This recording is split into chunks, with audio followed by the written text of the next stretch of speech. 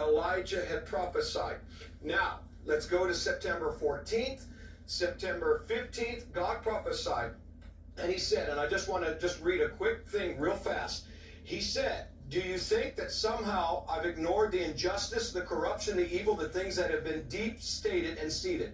No, God says, I've watched, I've waited, for this is my time now in the earth. And it's my seasons. And the seasons will blend together. And then they will say, what is this frigid cold? It is so cold. And why does it snow? And then God says, it'll be heavy, heavy, wet snow. And why in a place where we escape the frigid cold, we are freezing? God says it is to show that I am the God of times and seasons, and for a while it'll seem backwards, and I am showing the earth that I am the one who is bringing my purpose at this time.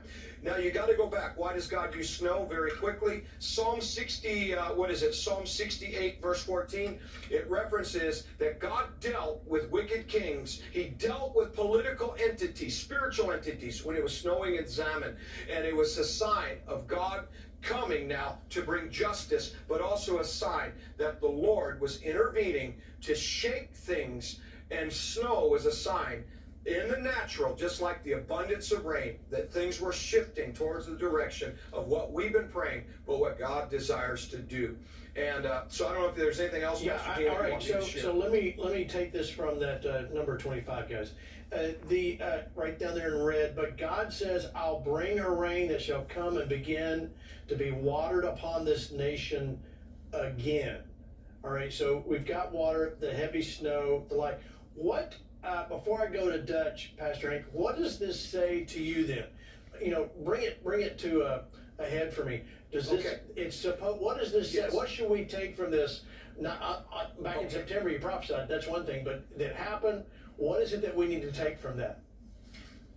Two things. Number one is it's signifying God's agenda.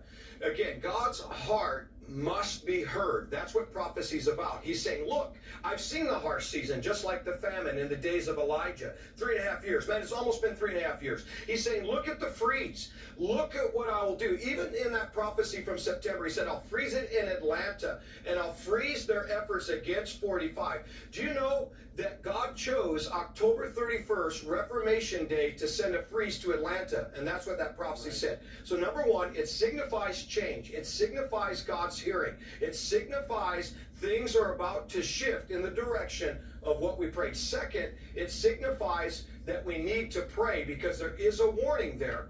And the warning is this, that the enemy also wants to counter.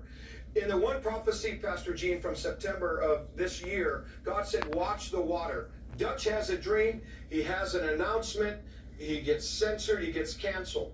Why the water? Well, God said in September 18th of 2021, they're going to go after our waterways. So the reason we have to do this is, I'm going to give you one last scripture very quickly. Acts 12.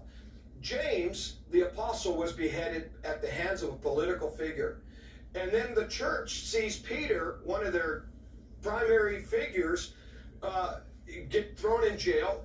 Obvious outcome would probably be he's going to be beheaded. And the church did something. They prayed without ceasing.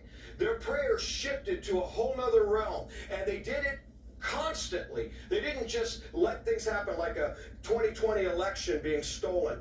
They finally got in their prayer closets in Acts 12, and they prayed and said, no, you did it to James, you did it in 2020, but you're not doing it to President Trump, you're not doing it to this country now. We're going to keep praying. And you know what? Keep reading Acts 12. A political figure, an angel was sent as a result of their prayers, and Herod was removed by the angel.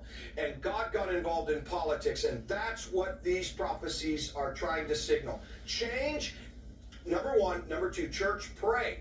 Things are shifting, and when we do, God will involve himself with politics, and that which needs to be removed will, and that which needs to be brought forth shall happen. And these things are a sign, even in Iowa, a freeze, and yet there's a triumphant victory of 145, the wrecking ball.